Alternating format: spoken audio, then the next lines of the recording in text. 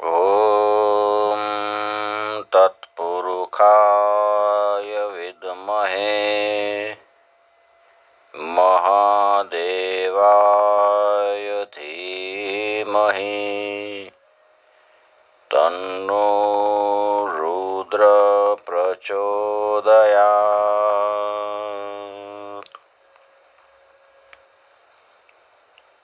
शिवपुराण रुद्र संहिता पार्वती खंड। પાર્વતીએ ખૂબ તપ કર્યું અને શિવજી પ્રસન્ન થયા. વરદાન આપ્યું. પાર્વતીએ એવું માંગ્યું કે તમે મારા પતિ બનો, મને પત્ની તરીકે સ્વીકારો. શિવજીએ આ પાડીશ. પાર્વતી કહે છે કે તમે પહેલા વહેલા મારા પિતા હિમાલય પાસે આવી અને મારી વિધિપૂર્વક માગણી કરો, પછી મારો સ્વીકાર કરો. વિવાહ વિધિ સાંગોપાંગ થવા જોઈએ. અમારા માતા પિતા જે અગાઉના જન્મમાં દક્ષ હતા, એને મારા લગ્ન વખતે હું સતી હતી ત્યારે એને ગ્રહોને પૂજ્યા નહોતા. વિવાહમાં ગ્રહ શાંતિનું કર્મ થવું જ જોઈએ. આ વખતે દેહોના કાર્ય માટે આપણે શાસ્ત્રોક્ત વિધિપૂર્વક વિવાહ થાય એવી રીતે કરો. શિવજી પ્રસન્ન થયા અને કહે છે કે હે પાર્વતી, આ બધું જે દેખાય છે ને એ નાશવંત છે. એક પરમાત્મા જ અનેક રૂપ પામીને દેખાય છે. તમે સાક્ષાત પ્રકૃતિ છો અને સગુણ નિર્ગુણ પણ છો. તમારા લીધે ગ્રહો ઋતુઓ બધું છે. હું અવિકારી નિષ્પૃહ અને નિર્ગુણ છું, છતાંય ભક્તોનું કાર્ય કરવા માટે શરીર ધારણ કરું છું. પણ ભિક્ષુક થઈને તમારા પિતા પાસે તમારી માગણી કરવા નહીં જાઉં. હું એમ કરવા જઈશ તો મારું ગૌરવ જળવાશે નહીં, અને તમારી આજ્ઞા હોય તો મારે જવું જ પડશે. આવા નિર્મળ વચન સાંભળીને પાર્વતી સમજવા લાગ્યા કે હું તમારી કાયમની ભક્ત છું. તમે મારા પર કૃપા કરો. તમને વધુ તો શું કહું. આપ હિમાલય પાસે મારી માગણી કરો અને મને સૌભાગ્ય આપો. આપ અદ્ભુત લીલા કરીને યશ વિસ્તારો એવી મારી પ્રાર્થના છે.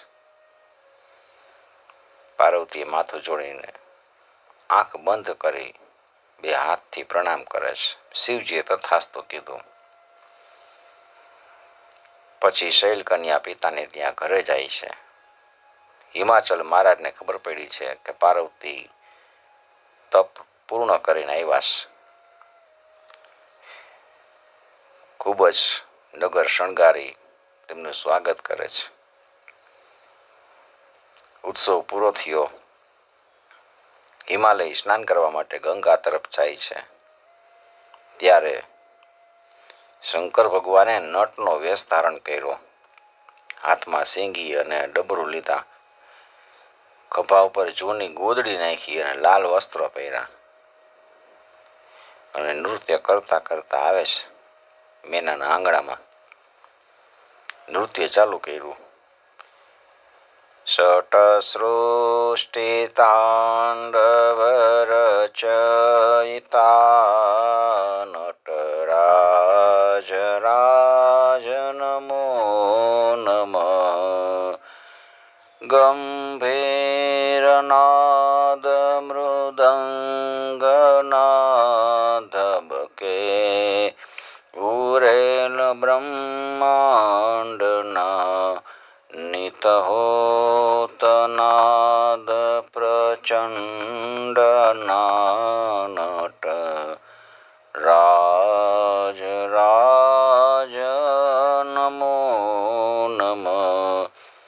શિર જ્ઞાન ગંગા ચંદ્રમા ચિદ બ્રહ્મ જ્યોત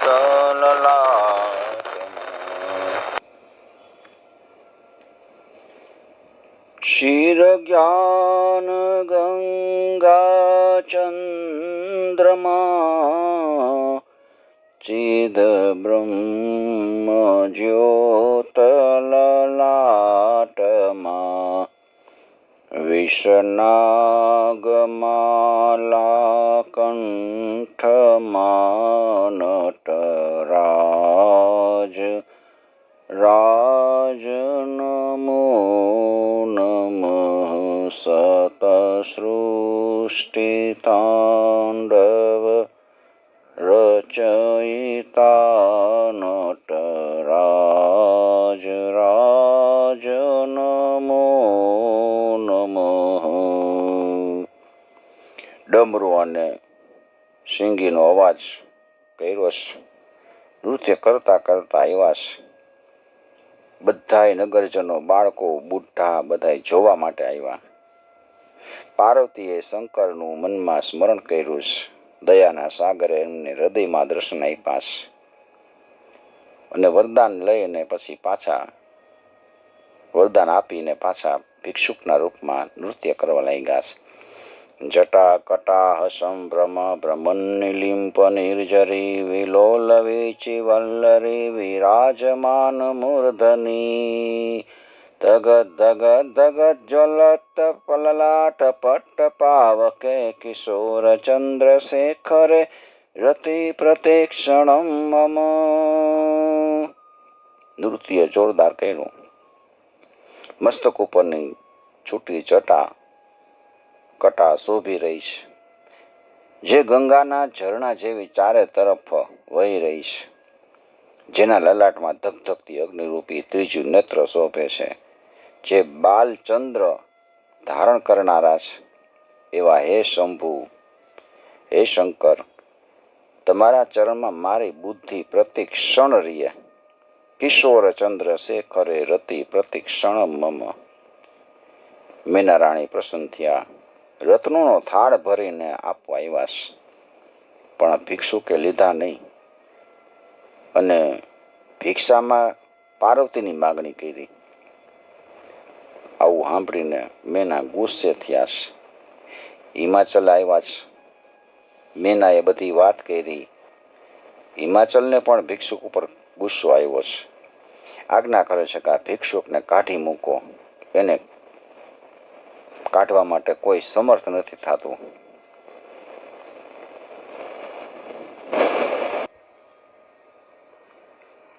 મહીપાદાદાતાદ વ્રજતે સહસા સંશય પદમ પદમ વિષ્ણોર્ભ્રામ્યદ ભુજ પરિધરુગ્ણ ગ્રહગણમ મુહૂર્દ્રૌ સ્વસ્થ્યમ યાત્યનિભૃત જટાતાડિતતટા જગદ્રક્ષ્યાય ત્વં નટસી નનુ વામેવ વિભૂતા. હે ભગવાન, આપ તાંડવ નૃત્ય વડે જગતને મોહ પમાડવા નૃત્ય કરો છો, ત્યારે તમારા પગના આઘાતથી પૃથ્વી દબાઈ જઈને સંદેહમાં પડે છે. વળી આપના ઊંચા નીચા થતા હાથરૂપી ભોગળો વડે જાણે કે આકાશમાં નક્ષત્રો હમણાં તૂટી પડશે એવો વેમ થાય છે. આપની છૂટી ગયેલી જટાના ફટકા લાગવાથી સ્વર્ગ પણ ડોલી ઉડે. ખરેખર પ્રભુતા પણ ઘણી પ્રતિકૂળ જણાય છે. પ્રભુની આવી પ્રભુતા છે. શંકરે નવી નવી લીલા કરવા માંડ્યા. હિમાલયને એ વિષ્ણુ રૂપે દેખાય છે, ઘડીકમાં ચતુર્ભુજ રૂપે દેખાય છે. પિત્ત વસ્ત્ર અને મુગુટ ધારણ કરેલા આભૂષણ પહેરેલા એવા દેખાય છે. ઘડીકમાં બ્રહ્મા રૂપે સૂક્તનો પાઠ કરતા હોય, વેદના સૂક્તનો એવું જુએ છે. હિમાલયને આશ્ચર્ય થયું. અનેક દેવોના સ્વરૂપ જોયા પછી એને રૌદ્ર રૂપ જોયું છે. આવી અપૂર્વ લીલા જોઈને હિમાલયને વિસ્મયનો પાર ન રહ્યો.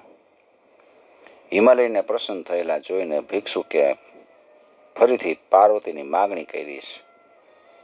પણ માયાથી મોહિત પર્વતે હિમાલય પર્વત છે એને એનો સ્વીકાર ન કર્યો. એટલે કંઈ લીધા વિના શંકર અદૃશ્ય થઈ ગયા. પછી હિમાલય અને મેનાને સમજાણું કે નટ રૂપે આવીને ભગવાન શંકરે આપણને ઉલ્લુ બનાવ્યા છે, આપણને ઠગી ગયા છે. એમની શંકર પ્રત્યેની ભક્તિ દ્રઢ થઈ ગઈ. અસ્ખલિત ભક્તિ થવા લાગી છે. દેવોને ચિંતા થઈ છે. દેવોને વિચારવા આવે છે કે જો હિમાલય ભક્તિપૂર્વક શંકરને કન્યાદાન કરી દેશે તો એને મોક્ષ પ્રાપ્ત થઈ જશે. અને જો હિમાલય પૃથ્વી ઉપરથી શિવલોકમાં વયા જાય તો પૃથ્વીનું શું થાય? એટલે બધા દેવો ગુરુ બૃહસ્પતિ પાસે ગયા અને કહે છે કે તમે હિમાલય પાસે જાઓ અને શંકરની વિરુદ્ધ હિમાચલને ભરમાવો, એટલે શંકરને પુત્રી આપીને મોક્ષ ન મેળવે. નકર શંકર એમ કહે કે તમારે શું જોઈએ છે? તો એમ કે મને મોક્ષ આપી દો. એટલે તમે એવું એને ભરમાવો કે એ શંકરને પુત્રી આપી દે અને મોક્ષ ન માગે. એ હજી પૃથ્વી ઉપર ભલે રહીએ.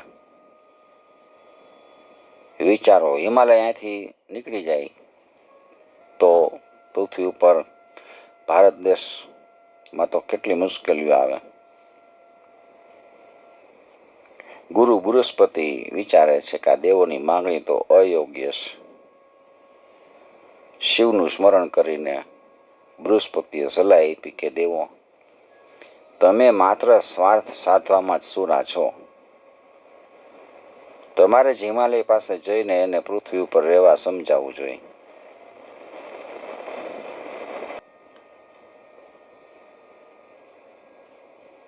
તમે બ્રહ્મા પાસે જાઓ, એ તમારું કાર્ય કરી દેશે. એટલે બધા દેવો બ્રહ્માજી પાસે ગયા અને એમને પણ શંકરની નિંદા કરીને હિમાલયને મોંમાં નાખવા વિનંતી કરી. બ્રહ્માએ કીધું કે શિવ નિંદા કરવા હું સમર્થ નથી. જો હું શિવ નિંદા કરું તો વિનાશ અને વિપત્તિ થાય. તમે કૈલાસ જાઓ અને શિવને ખુદને હિમાલય પાસે મોકલો. શંકર ભલે પોતાની જાતે નિંદા કરે, કારણ કે પારકી નિંદા કરવાથી વિનાશ થાય છે અને પોતાની નિંદા કરે ને તો યશ મળે છે. જાઓ તમે શંકરને સમજાવો. દેવો બધા કૈલાસ ઉપર ગયા અને શંકરને પ્રણામ કરી અને સ્તુતિ કરીને બધું વૃત્તાંત કહે છે. એટલે શંકર કે ભલે. પછી શંકરે બ્રાહ્મણનો વેશ ધારણ કર્યો, હાથમાં સ્ફટિકની માળાનું ઉજ્જવળ તિલક કર્યું. વિષ્ણુનું સ્મરણ કરતા કરતા બ્રાહ્મણ વેશે હિમાલયની સભામાં ગયા. હિમાલય તો એમનું ખૂબ સન્માન કર્યું. પછી પૂજન કર્યું. શંકરે આશીર્વાદ આપ્યા અને કહે છે કે હે પર્વતરાજ, હું વિદ્વાન વૈષ્ણવ બ્રાહ્મણ છું. જ્યોતિષ શાસ્ત્રથી હું આજીવિકા ચલાવું છું. મેં જાણ્યું છે કે તમે આ સુલક્ષણી સુકુમાર રાજકુમારી છે એને શંકરને પરણાવવા ઈચ્છો છો. એટલે તમે શંકરના લક્ષણો શું છે ને એ હું તમને સમજાવવા આવ્યો છું. જે મેં જાણ્યું છે ને જોયું છે ને એ મને ખબર છે. એ કેવા આવ્યો છું. તમે જે જમાઈ પસંદ કર્યો છે એ ગુણ વિનાનો છે, ઘરબાર વિનાનો છે, વસ્ત્ર વિનાનો છે, વેદ માર્ગનો ત્યાગ કરનારો છે, શમશાનમાં વસે છે ને કદરૂપો છે, સર્પોને શરીરે વીટે છે ને ખરાબ સ્વભાવ વાળો છે, વૈરાગી છે, જટા વધારે એવો છે, એ બહુ ક્રોધી છે, ભિખારી છે, ભસ્મ ધારણ કરે છે, શરીરે ભસ્મ ચોપડે છે. અને તમે તો જ્ઞાની છો, જ્ઞાનીઓમાં શ્રેષ્ઠ છો. તમે પાર્વતીને એવા અયોગ્ય પાત્ર સાથે પરણાવશો ને તો લોકો તમારી હાંસી ઉડાવશે. વિચાર તો કરો.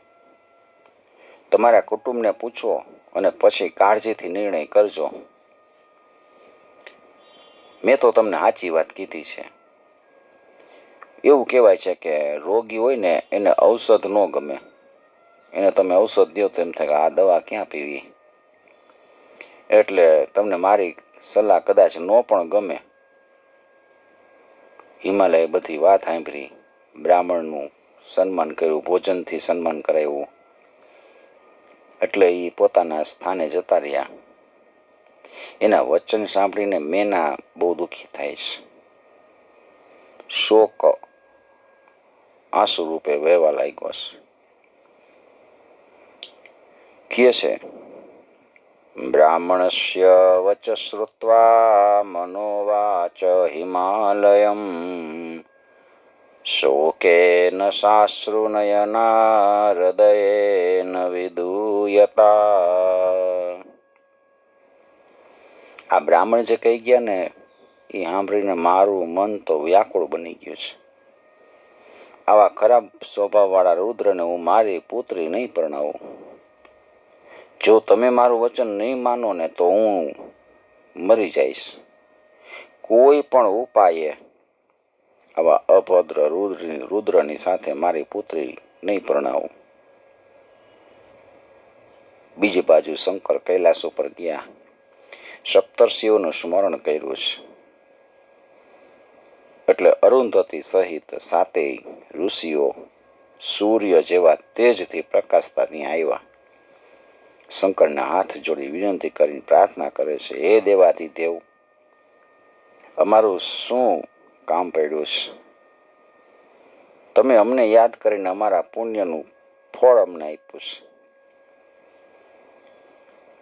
જન્મથી અંધ હોય એને દૃષ્ટિ મળે, મૂંગો હોય એ વાચાળ બને, દરિદ્રને ખજાનો મળે, પાંગડો હોય પહાડ ઓળંગી જાય, વાંઝ્યાને પુત્ર પ્રાપ્ત થાય.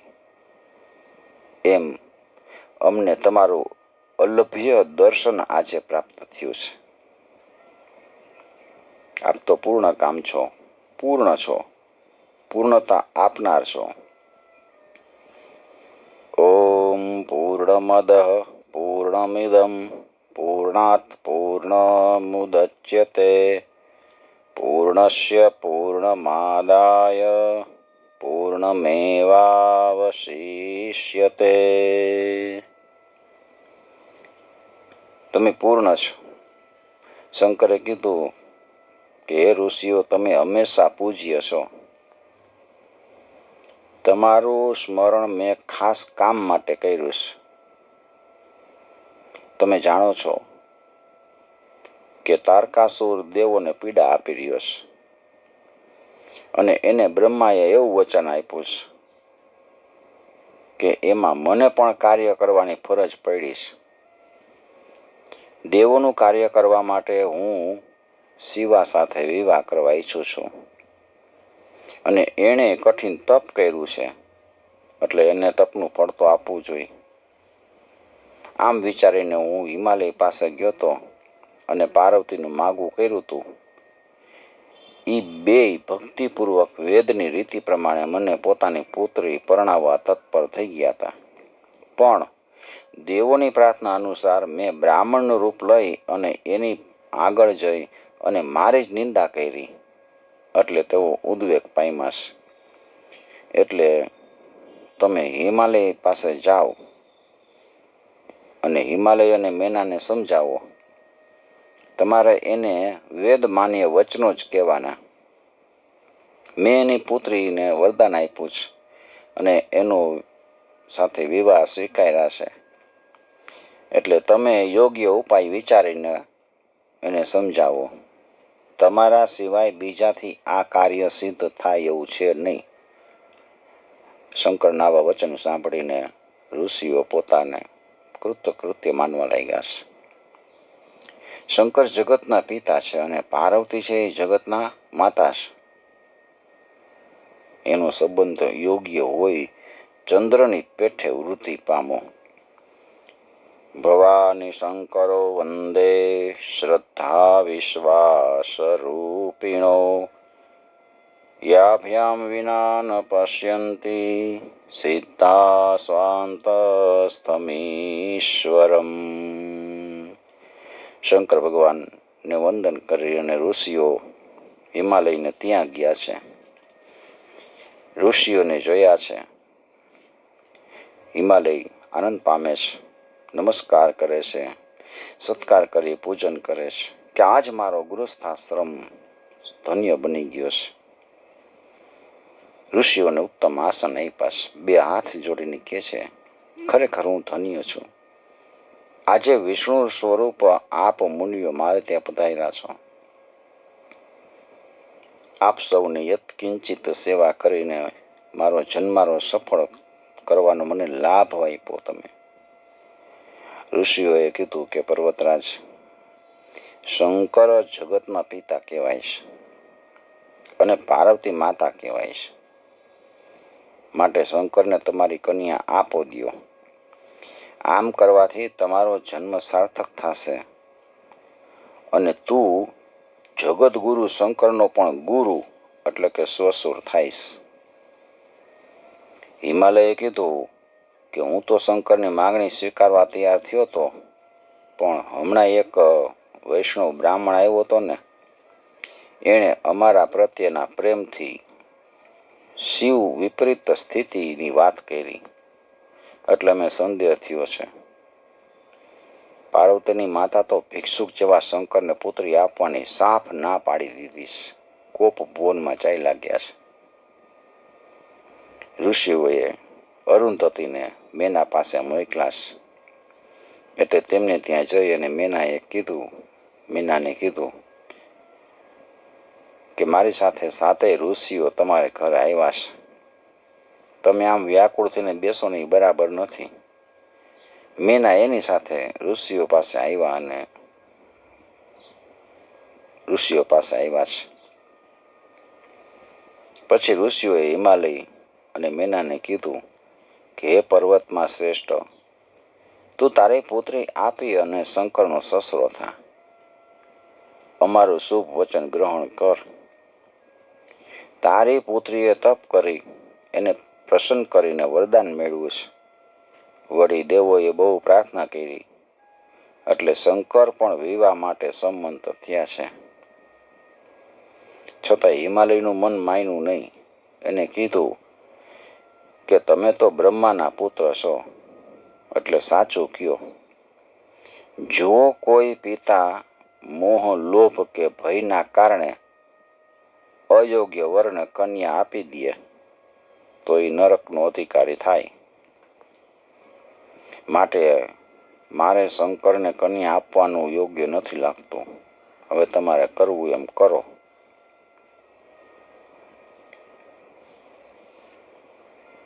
હિમાલયનું આવું વલણ સાંભળીને મુનિ કહેવા લાગ્યા કે હે પર્વત, મારું વચન સાંભળ. હું સત્ય અને ધર્મ અનુસાર કહું છું. વચન 3 પ્રકારના હોય. શાસ્ત્રને જાણનારો પુરુષ જ્ઞાન વડે સમજી શકે છે. જે શત્રુ બુદ્ધિવાળો હોય એ સાંભળતી વખતે કાનને સારું લાગે ને એવું અસત્ય બોલે છે, પણ હિતકારી વચન બોલતો નથી. જે દયાળુ હોય, ધર્મશીલ હોય, મિત્ર હોય, એ શરૂઆતમાં અપ્રિય લાગે પણ પરિણામે હિતકારી હોય ને એવું બોલે છે. જે વચન સાંભળતા જ આપણને અમૃત જેવું લાગે, સુખકારક હોય, સત્ય હોય, હિતકારી વચન હોય, એ શ્રેષ્ઠ ગણાય છે. નીતિશાસ્ત્રમાં વર્ણવેલા આ 3 પ્રકારના વચનો પૈકી તને કેવું વચન કહું? દેવોના દેવ શંકર સમજવા બહુ મુશ્કેલ છે. એની લીલા અપાર છે અને શ્રદ્ધાથી જ એને ઓળખી શકાય છે. એનામાં રજોગુણ જરાય નથી. રજોગુણ રૂપી સંપત્તિઓ એની પાસે નથી. એ તત્વજ્ઞાનની અંદર નિત્ય નિમગ્ન રહે છે. અનંત આનંદના સાગરમાં મહાલતા એ દેવ રજોગુણી સમૃદ્ધિ એની શું જરૂર હોય? દરેક પિતા એવો વિચાર કરે કે પોતાની પુત્રી છે એ સંપત્તિથી શોભતા ઘરમાં જાય. એ વાત સાચી છે. પણ કુબેર જેવો ધનપતિ જેનો ચાકર છે એને નિર્ધન કેવી રીતે કહેવાય? એ પરમાત્મા તો પ્રકૃતિથી પર છે, પરમ નિર્ગુણ સ્વરૂપ છે. વિધાતાના સૃષ્ટિક્રમમાં જે ત્રણ મૂર્તિઓ બ્રહ્મા, વિષ્ણુ અને મહેશ્વર ઉત્પત્તિ, પાલન અને સંહાર માટે કરી રહેલ છે, એ શંકરની જ વિભૂતિઓ છે.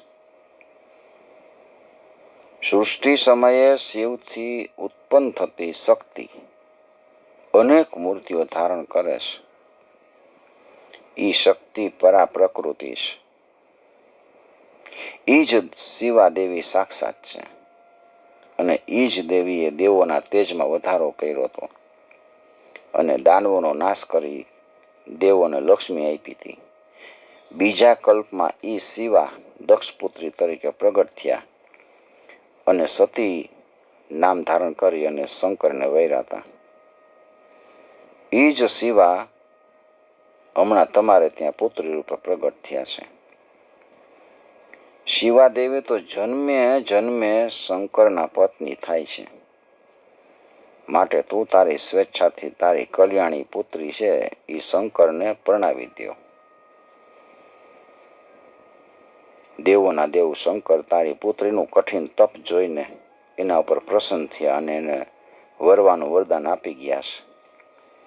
તારી પુત્રીની ઈચ્છા જાણી એણે ભિક્ષુકની રૂપે તારી પાસે આવીને એની માગણી કરી.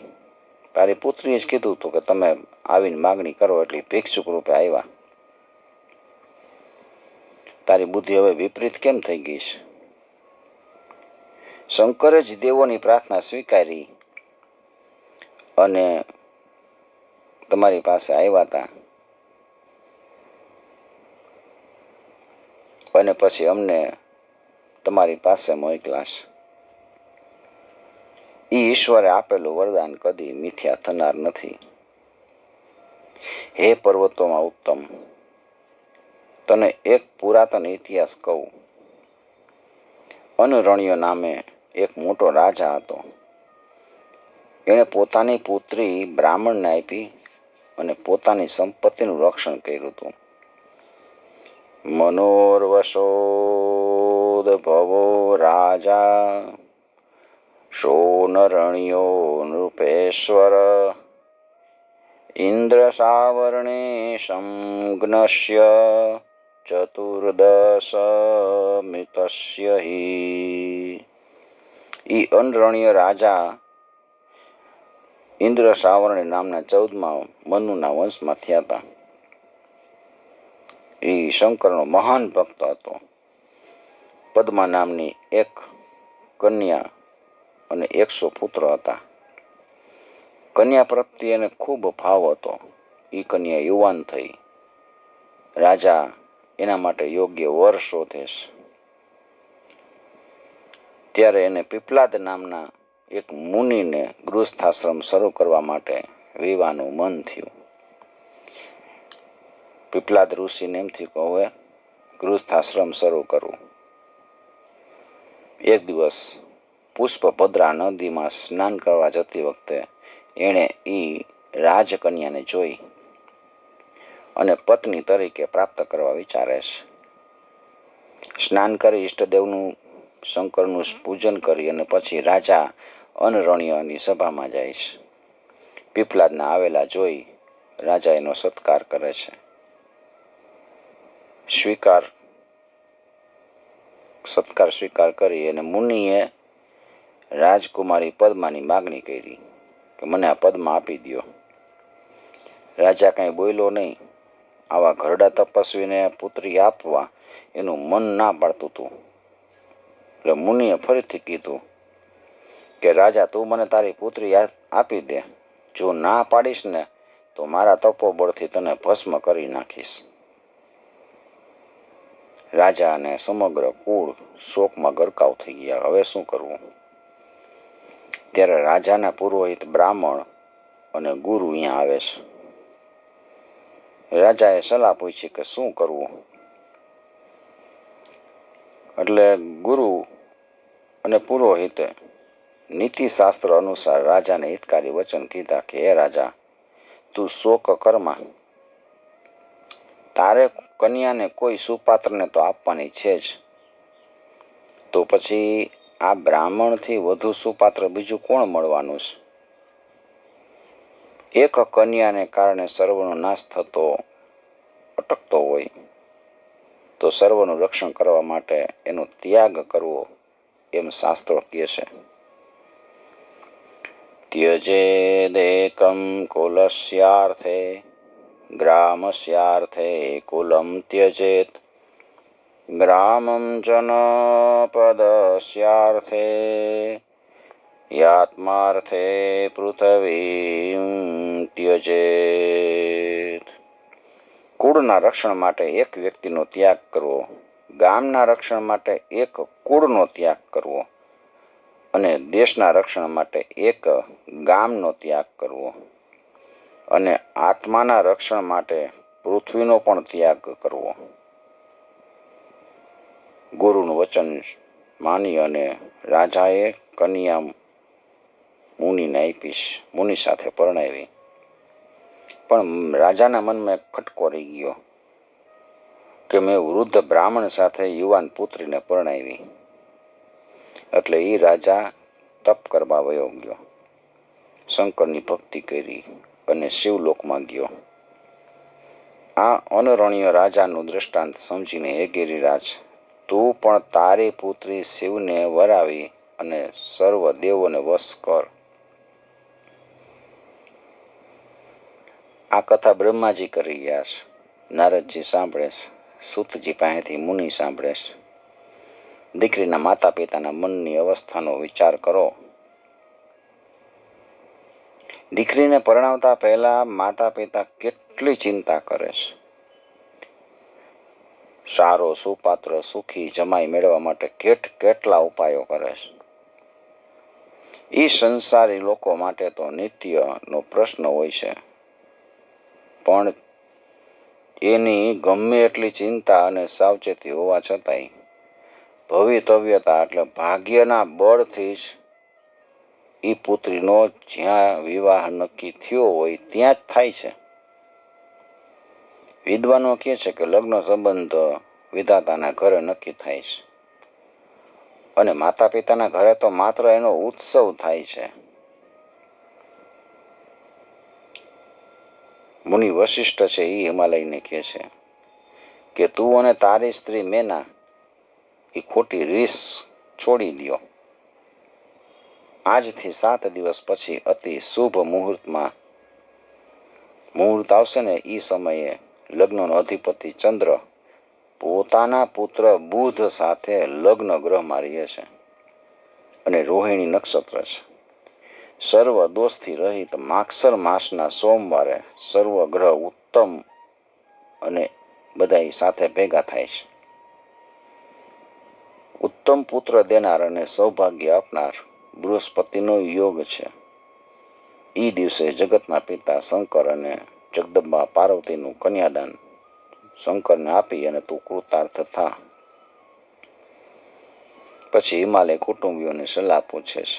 મેરુ, સહ્યાદ્રી, ગંધમાદન, મંદરાચળ પર્વત બધાએ સારી રીતે વિચાર કરીને હિમાલયને કહે છે કે એ મહાભાગ્યશાળી પાર્વતી દેવોના કાર્ય માટે જ ઉત્પન્ન થયા છે, એને રુદ્રને આરા થયા છે, તો પછી હવે શિવને આપવા એ જ યોગ્ય છે.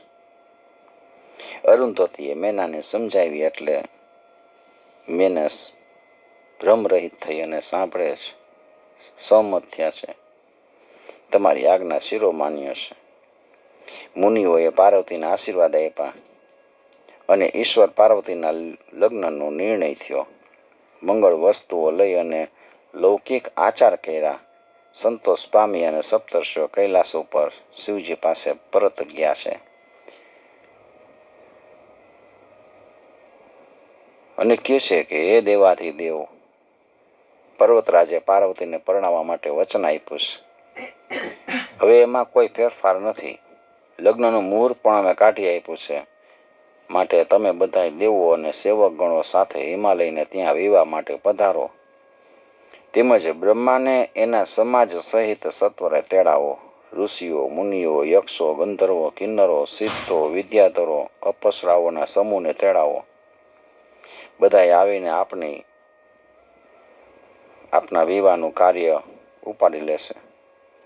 આમ કહીને આજ્ઞા લઈને સપ્તર્ષિઓ પોતાના સ્વસ્થાને ગયા છે. ઓમ નમઃ પાર્વતી પતયે હર હર મહાદેવ.